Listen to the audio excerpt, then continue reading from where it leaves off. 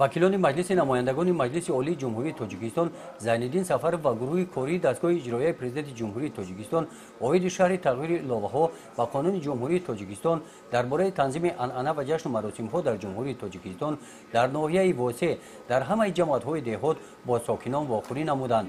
در این چاره‌بینی‌ها قید کرده شد که قانون مذکور در اساس درخواست و پیشنهاد ساکنان مملکت ضمن واخوری‌ها برآمدها توسط واسطه‌های اخبار عامه اینچنین ضمن ملاقات به مناسبت 10 سالگی قبول قانون جمهوری تاجیکستان درباره تنظیم عنعنه و جشن و مراسم‌ها در جمهوری تاجیکستان 11 ایول سال 2017 بیان گردیده بودند تهیه گردیدند. تاکید گردید که قانون داغما نبوده موافق به طلبات روز تکمیل می‌یابد. زینالدین سفرов وکیل مجلس نمایندگان مجلس عالی جمهوری تاجیکستان در برآمد خود ساکنان را با تغییر الوه‌ها شناس نموده گفت که در قانون یک قطار معیارهای نو داخل کرده شدند که آنها برای حمایت منفعت‌های اهالی روانه کرده شدند. ترتیب نو گذراندن جشن و مراسم‌ها را شهر داد.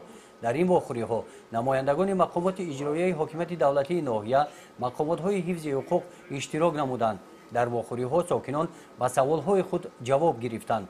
اوید تغییر الوه‌ها به قانون جمهوری تاجیکستان درباره تنظیم عنعنه و جشن و مراسم‌ها در جمهوری تاجیکستان اندیشه‌های خود را بیان نموده آن را یکدلانه جانبداری نمودند.